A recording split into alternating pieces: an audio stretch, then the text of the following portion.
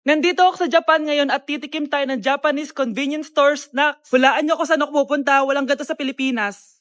Grabe, the best talaga ang 7-Eleven sa Japan. Parang lahat ata ng gusto mong bilhin nandito na. Sobrang dami! Let's try this Ano kaya to? Mukha siya mochi. So, let's buy. Oh, may brulee sila guys Siyempre, add to cart. Parang sikat din to. Kainin natin guys, tara. Add to cart. Yakult ba to? Ang laki ng Yakult nila dito Add to cart. May Japanese Arigato. Tikman na natin. Una natin titikman itong pudding.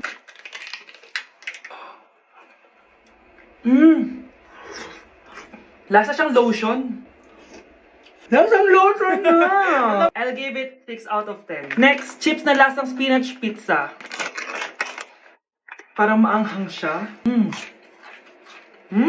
Kalasa nga guys. Sarap. 7 out of 10 to. Yung kamay. Sa mga drinks naman, so first, ito. Alam niyo yung sa Kmart, yung banana na nalagay ko dyan. Ganun yung lasa niya, pero di masyadong matamis. So, 7 out of 10. Favorite. Next, ito guys, super cute na ito, kaya kinuha ko. So, parang siyang mochi. Pero di ko alam kung ito, wala kasi siyang English subtitle. Cute niya! Tapos amoy sabon. Alam mo yung Kojic, ganun. Ganun yung amoy niya. So, ito yung itsura niya. Candy ata to Para kang ngumunguya ng sabon. 3 out of 10 ka lang, be. Okay, next, itong Pringles na lasang chicken barbecue. Ba't may ganun? Amoy na natin. Amoy biryani. Actually, masarap siya. Alam mo yung biryani na chicken, gawin yung lasa niya pero Pringles. 7.5 out of 10 to. Next, itong Jollibee na parang sweet potato. Ano natin? Mukha talaga siyang fries. Ayan. Parang nanak malasahan sa lahat ng mga kinain ko. Masarap siya, pero wala siyang lasa. So, Yan. 5 out of 10. Hindi ko siya bibilin ulit. Next is yung dessert natin, tong brulee. Brulee? Ayan yung tsura mo guys. And alam ko, binabasag to. Yan Ayan, ayun Ang tamis masyado. Tamis. Favorite niya to Okay, last natin is yung Yakult. Lasang Yakult. Nga mas marami lang. So yun lang naman. Kung gusto nyo ng part 2, mag-rate pa ako ng ibang Japanese food dito. So comment lang kayo sa baba. Kamusta? Excited ka na bang pumasok? Ano ba dapat oras ang next schedule mo?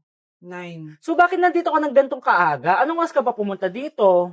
6. 6 o'clock? So anong nararamdaman mo na face-to-face classes na? Wala. Masaya ka ba? Opo. Okay, so masaya siya na parang nalulungkot si ate. Hala, iba na section ko. Saan yung section 1? Ba't napunta ako dito? Ito na ba yung section 1? Good afternoon, everyone, especially to all of the panelists, advisors, and especially to our co-researchers who attend this virtual conversation. So, good afternoon, everyone. Namamatay ng dahil sa iyo, ma'am. Ibig sabihin po nito ay kabayanihan ng mga Pilipino na isinakripisyo ang kanilang buhay para sa kalayaan ng ating bansang Pilipinas. Huwag lang tayo puro salita! Dapat ipinapakita din natin sa ating ginagawa! Ikaw, bago ka lang dito, di ba? What is the biggest mistake? Ma'am, the biggest beef stick. Anong beef steak, ha? Alis na ako dito. Mga anak, wala ba kayong mga assignment, ha? Ay, nakauwi na din. Mag-grow a garden muna ako. Wow! Magtatanim ako ng candy blossom para yumaman ako. Aba, kakauwi lang ay padaga ng inaatupag, ah. Wow, ang ganda naman ng garden nila. Hindi ako papatalo. Maglalaro ka din yan? Gaya-gaya ka. Mas maganda naman yung garden ko kesa sa'yo. Ah, ganon. Wait lang. Nakakainis ka! Ninakaw mo yung mga fruits ko! Mas mayaman na ako sa'yo ngayon. Nascam ako! Ayun na nga ba yung sinasabi ko Manda kayong dalawa sa akin, ha? Kukunin ko muna to. Mag-aaway pa ka sa grow a garden na yan. Ba't di kaya kayo mag-grow a garden sa labas? Ayan ang grow a garden na gusto ko. Kung gusto nyo pa bumalik to, tapusin nyo yan, ha? Ah, sige po, Nay. Kinulong po ni nanay si Scarlett sa bodega. Ha? Anak? Anak? Walang iya talaga yung tita mo. Anak, sorry kung ngayon na ako nagpakita. Pinakulong kasi ako ng babaeng yan. Deserve mong makulong. Ikaw ang ikukulong namin dahil child abuse ang ginagawa mo. Ano? At hindi mo na din makukuha ang 50% ng mana. Hindi pwede! Nay, masaya ako na nandito ka na. At hindi na din tayo maghihirap dahil sa pamana ni tatay. Masaya din ako, anak.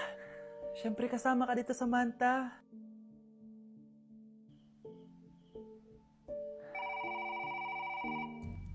Ano ba? Bakit tawag ka ng tawag, ha?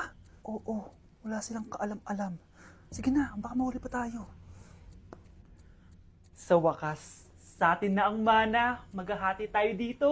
Palayasin mo na yung mga batang yun, ha? Ako bahala. Ang galing talaga natin magpanggap date. Mga anak, aalis na tayo dito sa bahay. Lilipat tayo sa mas malaking bahay. O eto, mga gamit nyo, inimpake ko na. Talaga, Nay? Scarlett, huwag ka maniwala dyan. Nagpapanggap lang yung nanay mo. Samantha, ano yung mga pinagsasabi mo? Magjowa sila ni attorney. Sinet up nila tayo. Ganyan ba ang ugali mo, Samantha? Kaparehas ng nanay mong sinungaling? Samantha, ano ba? Kung ayaw mo sumama, edi wag. Sige, kung totoong anak mo talaga si Scarlett, saan at kailan mo siya ipinanganak? Ang dali naman yan. Edi sa Manila. Pinanganak ako sa ibang bansa. Hindi ikaw ang nanay ko. Ay, oo nga pala, sa ibang bansa pala. Sorry, nakalimutan ko. Ang dami namang drama. Total, nasa amin na ang mana. Umalis na kayong dalawa. Kung ayaw niyong pati kayo, ipakulong ko. Kung meron mang makukulong, kayong dalawa yon. Salamat sa pagtawag, Samantha. Inaaresto kita, attorney, sa kasong panloloko. Palpak ka talaga! Naisahan niyo ako ngayon, ha? Hindi pa ako tapos sa inyo. Talagang sinira mo yung sarili mo, attorney, para sa pera. At ang dami mo na palang naloko. Samantha, huwag na tayo maghiwalay, please. Oo, Scarlett. Dito lang ako palagi sa tabi mo. Kayong dalawa, mag-ingat kayo palagi, ha? Gamitin niyo na maayos sa pamana ng tatay niyo. Salamat po. Oh, bakit may pera na naman dito? Pinamigay ko na ibang pera kahapon, Kakainis naman. Ma'am, may delivery po kayo. Oh, ano to? Pera na naman? Diyos ko, ayoko neto. Sa'yo na lang, kuya. Ayoko din po niyan, ma'am. Sa iba niyo na lang po ibigay. Sige na po. Ano ba yan? Ang dami ko ng pera eh. Nay, bakit 300,000 na naman yung binigay mong baon sa akin? Hindi ko pa nga nagagastos yung baon ko last week eh. Tapos binilan mo pa ako ng bagong iPhone at iPad. Bawasan mo yung baon ko, ha? Nakakainis ka. Huwag ka na magreklamo. Ang dami na nga natin pera eh. O eto pa. Hindi ko na alam kung saan ko gagastusin to eh. Ay naku, padala kasi ng padala ng pera eh. Tapon ko na lang to. Congrats, ma'am! Kayo po ang grand winner ng 5 million pesos! Ano ba yan? Pera na naman. Pwede bang hindi ko tanggapin yan? Dami ko ng pera eh. Ay, baon na po namin kunin to, ma'am. Sa'yo na po to. Congrats po ulit. Ba't pa ako nagising? Sana ganun na lang yung problema ko. Okay, class. Magsisitting arrangement tayo, okay? Scarlett, tumabi ka kay Cheska. Sige po, ma'am. Hi. Oh, bago ka lang ba dito? Oo. Sana maging close tayo. Paalala ko lang sa'yo, na sa room na to, ako ang prinsesa dito. Okay? I like your hair. It's giving squatter. Sa subdivision kasi namin, uso ang reband. Ew! 2025 na, naka-Android ka pa din? It's giving blurred cam. So, boyfriend mo pala si Michael? Bakit kanya pinatulan? Sa mukhang yan? Yuck!